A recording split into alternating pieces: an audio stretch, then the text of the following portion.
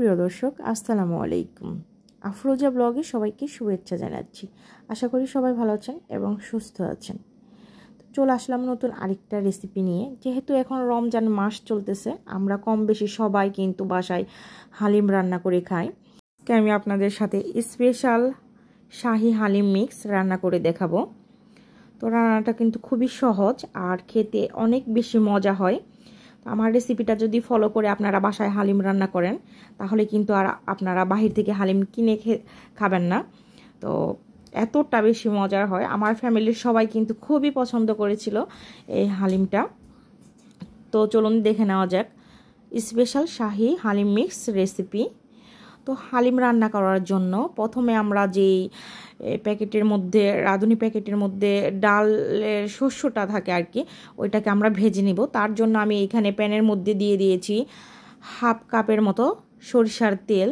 তেলটা যখন হালকা গরম হয়ে এসেছে, তখন আমি হালিম মিক্সের যে প্যাকেটটা আছে এটা পুরোটাই ঢেলে দিয়েছি। দিয়ে তারপর চুলার আঁচটাকে একদম লোয়ে রেখে অনবরত নেড়ে চেড়ে আমি এই ডালগুলোকে ভেজে নিব। আর চুলার আঁচটাকে কিন্তু বাড়িয়ে রাখা যাবে না, বাড়িয়ে রাখলে কিন্তু ডালগুলো পুড়ে যেতে পারে। আমরা চুলার আঁচটাকে একদম কমে রেখে তারপর অনবরত নেড়ে চেড়ে ভেজে নিব 4 থেকে 5 মিনিট। যখন আর কি দেখা যাবে এই হালিম মিক্সের মধ্যে যে চালটা থাকে, ওই চালটা ভেজে একদম ফুটে মুড়ির মতো হয়ে যাবে, মানে একটু সাদা সাদা বড় বড় আকার ধারণ করবে, তখন আমরা এই ভাজাটা বন্ধ করে দিব।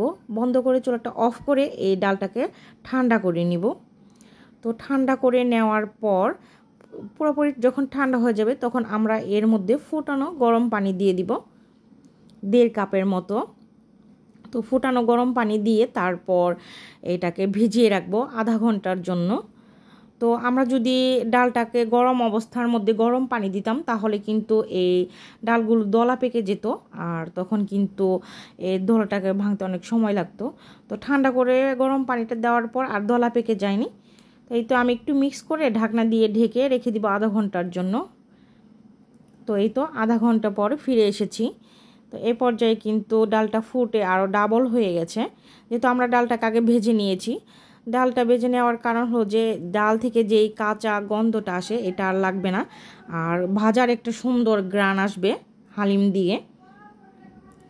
তো এইটাও কিন্তু শাহি হালিম রান্না করার প্রথম যে বড় একটা ধাপ ওইটা। তো অনেক সময় কিন্তু কাঁচা গন্ধর জন্য আমরা হালিম মিক্সটা খেতে পারি না, অনেকেই কিন্তু খেতে পারে না। তো এরকম ভেজে রান্না করলে কাঁচা গন্ধটা আর লাগবে না। তো এখন আমরা হালিম মিক্সটা রান্না করার জন্য এখানে 1 কাপের মতো তেল দিয়ে দিয়েছি, সয়াবিন তেল। এখন এর মধ্যে 1.5 কাপ পেঁয়াজ কুচি দিয়ে দিব। দিয়ে তারপর আমরা পেঁয়াজ কুচিটাকে লাল লাল করে ভেজে নিব আর কি, বেরেস্তা বানিয়ে নিব পেঁয়াজটাকে। একদম মিহি কুচি করে পেঁয়াজটাকে আমি কেটে নিয়েছি। তো অনবরত নেড়ে চেড়ে তারপর পেঁয়াজগুলোকে ভেজে নিতে হবে চুলার আঁচটাকে মিডিয়ামে রেখে।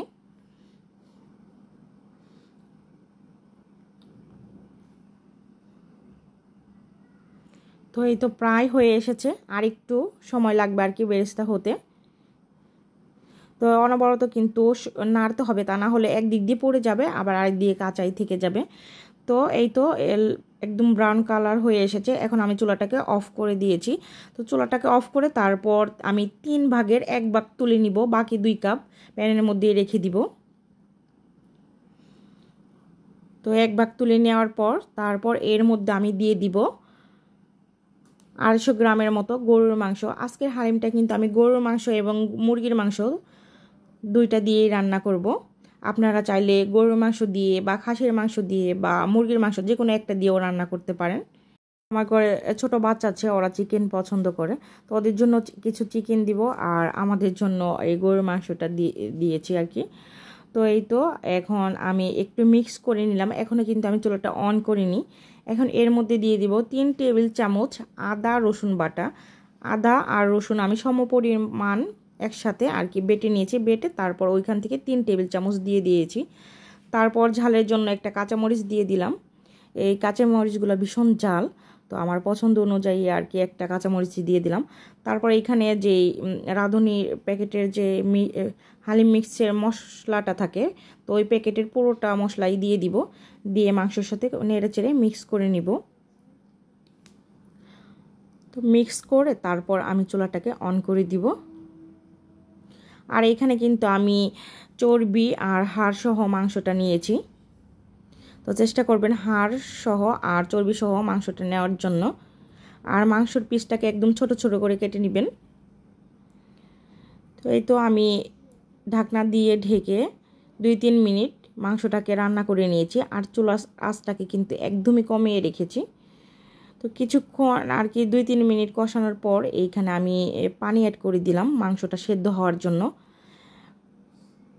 তো পানিটা দিয়ে তারপর নেড়ে চেড়ে মিশে তারপর আবার ঢাকনা দিয়ে আমি মাংসটাকে সেদ্ধ করে নিব। যেহেতু এখানে গরুর মাংস সেদ্ধ হতে টাইম লাগবে, তার জন্য আমি পানিটা দিয়ে চুলার আঁচটাকে একদম কমে রেখে তারপর রান্না করে নিব।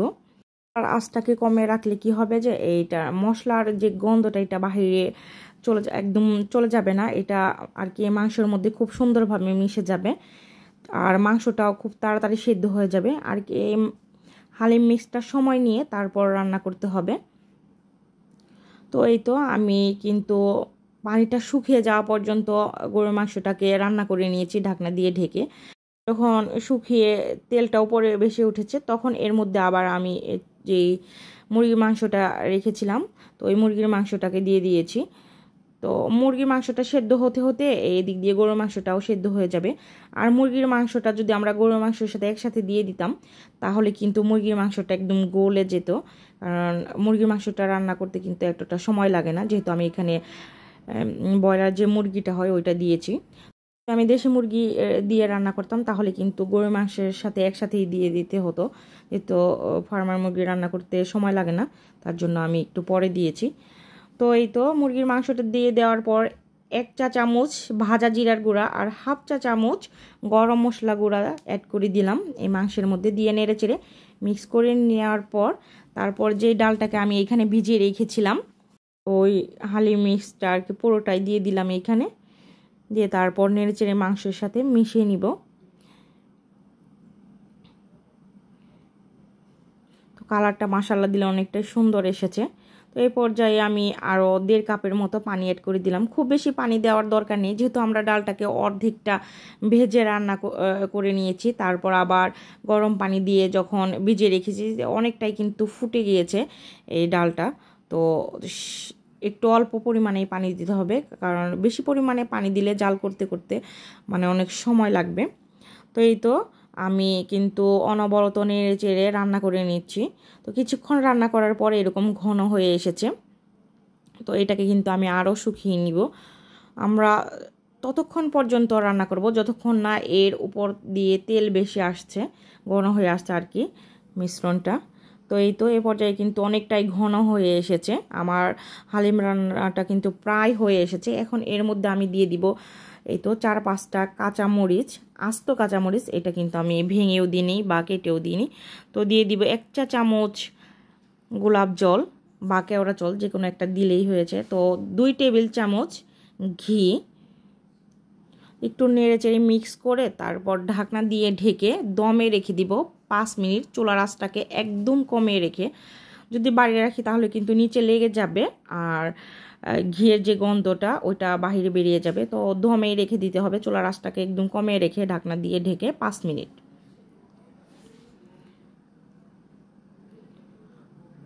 তো এই তো 5 মিনিট পর ফিরে এসেছি। তো আমার হালিম রান্না হয়ে গেছে।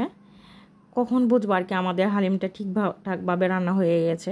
যখন দেখবো যে এই হালিম আর তেলটা আলাদা হয়ে গেছে, উপরে এরকম তেল বেশি উঠেছে, তো তখনই বুঝতে পারবো যে আমাদের হালিম রান্নাটা ঠিকঠাকভাবে হয়ে গেছে। তো মাশাআল্লাহ কত সুন্দর কালার এসেছে। এখন আমরা যেই ভেজে রাখা পেঁয়াজটা তুলে রেখেছিলাম ওইটা উপরে দিয়ে তারপর সালাদ দিয়ে লেবু দিয়ে পরিবেশন করব। আর এটা ভেজে দেওয়ার কারণে এত সুন্দর একটা গ্রান আসতেছিল, এখানে যেহেতু আমরা সরিষার তেল দিয়ে ভেজেছি খুব সুন্দর একটা গ্রান এসেছিল। একবার হলেও বাসায় এরকমভাবে আর কি আমার রেসিপিটা ফলো করে বাসায় হালিম রান্না করে দেখবেন, দেখবেন যে বাসার সবাই অনেক বেশি পছন্দ করবে। আর আপনার রেস্টুরেন্ট থেকে হালিম খেতে হবে না, ঘরে বসে রেস্টুরেন্টের স্বাদের হালিম খেতে পারবেন। স্পেশাল হালিম মিক্স রেসিপিটা যদি ভালো লাগে প্লিজ ভিডিওটিতে একটা লাইক দিয়ে দিবেন। আর যারা আমার ফেসবুক থেকে দেখবেন তারা প্লিজ ভিডিওটা শেয়ার করে দিবেন। আর যারা ইউটিউব থেকে দেখবেন প্লিজ আমার চ্যানেলটাকে সাবস্ক্রাইব করে দিয়ে আমার পাশেই থাকবেন। সবাই ভালো থাকবেন, সুস্থ থাকবেন। আল্লাহ হাফেজ।